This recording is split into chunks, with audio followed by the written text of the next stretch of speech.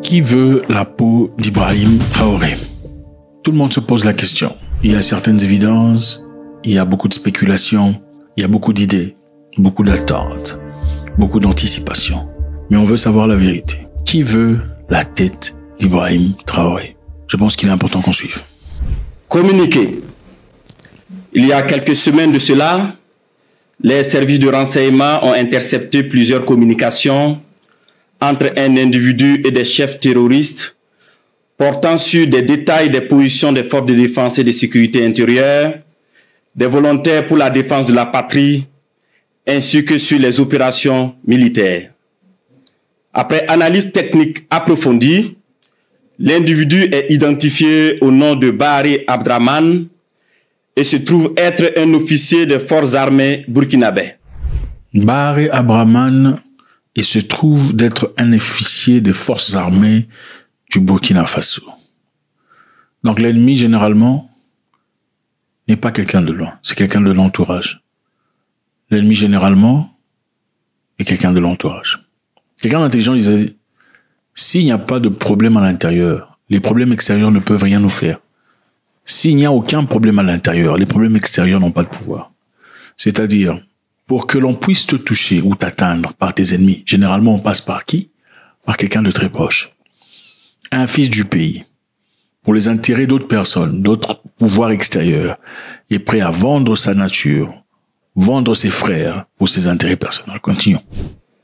Il est identifié appartenant au bataillon de justice militaire. La recherche d'informations sur lui dans son corps d'appartenance va permettre aux agents de renseignement de découvrir que l'officier est en situation d'absence irrégulière depuis quelques semaines et fait l'objet de procédures pour désertion. Donc l'officier est en absence irrégulière depuis un temps.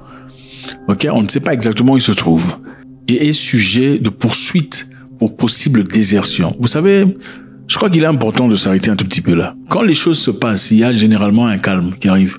Quand les choses vont changer drastiquement, que ce soit dans votre vie, qu'il y ait des choses prévues contre vous, vous remarquerez un calme inédit.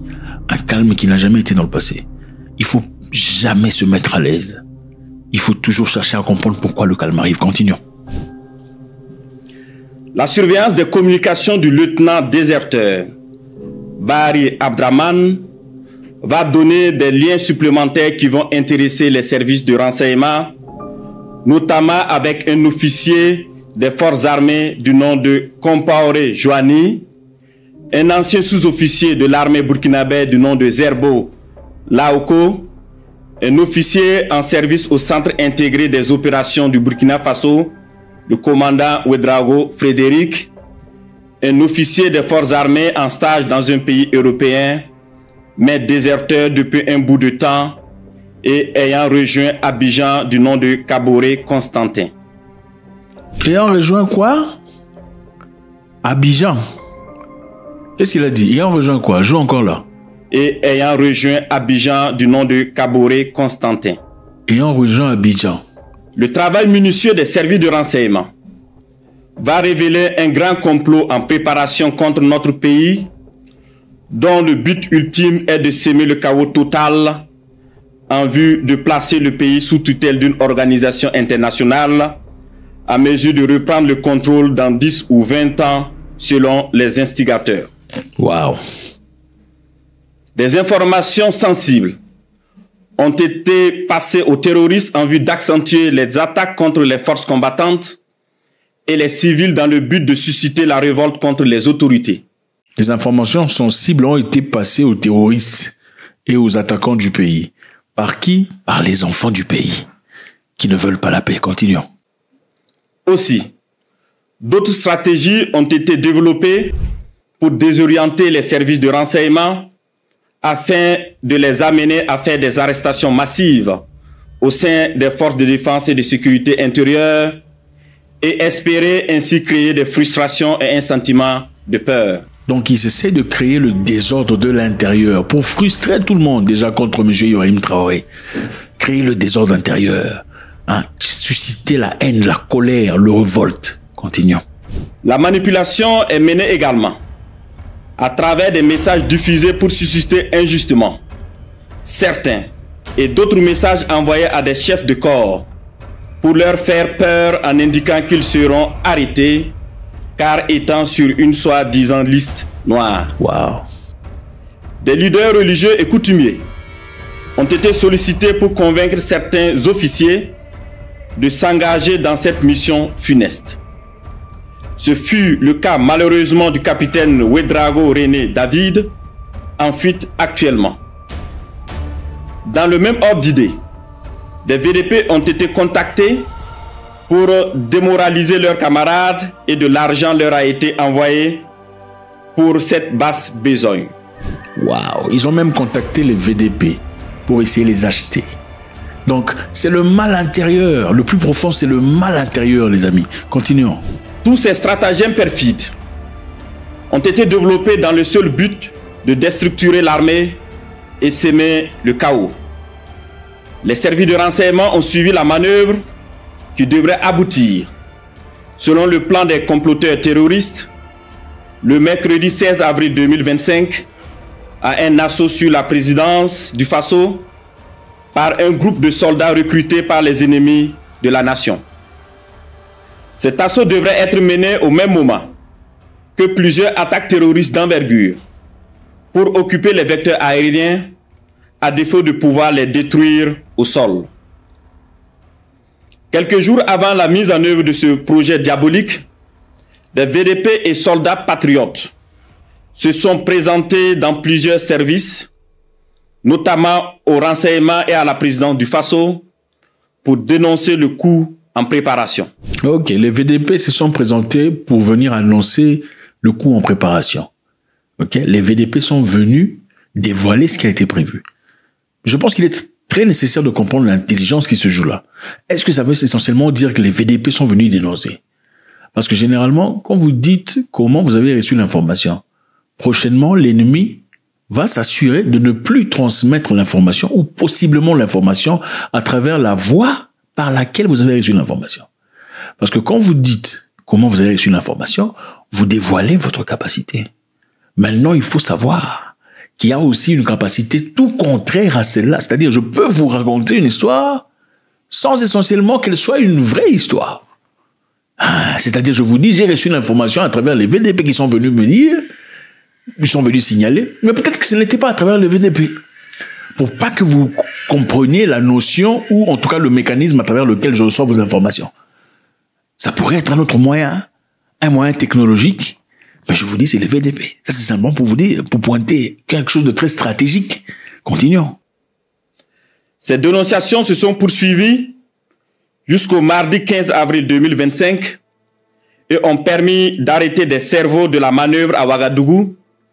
Ne vous en faites pas, il n'y a pas que les VDP qui ont annoncé. Les moyens à travers lesquels ils ont reçu l'information, ce n'est pas seulement les VDP. Mais on ne va pas vous dire. Et d'autres en fuite vers la Côte d'Ivoire. En fuite vers la Côte d'Ivoire. Ok.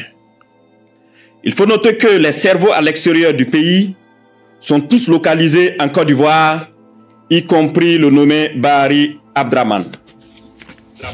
Les cerveaux sont tous localisés en Côte d'Ivoire, y compris le monsieur Bahanam Baganam.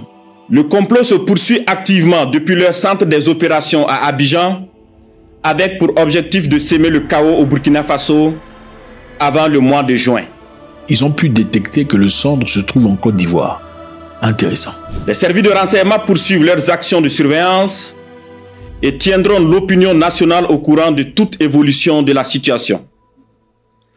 Plusieurs autres personnes impliquées sont suivies et assumeront les conséquences de leurs actes le moment venu. Nous invitons les populations à rester sereines et vigilantes et à signaler toute activité suspecte. Quant aux vaillantes forces combattantes, nous les encourageons à poursuivre leur mission avec détermination tout en restant vigilantes. La patrie ou la mort, nous vaincrons.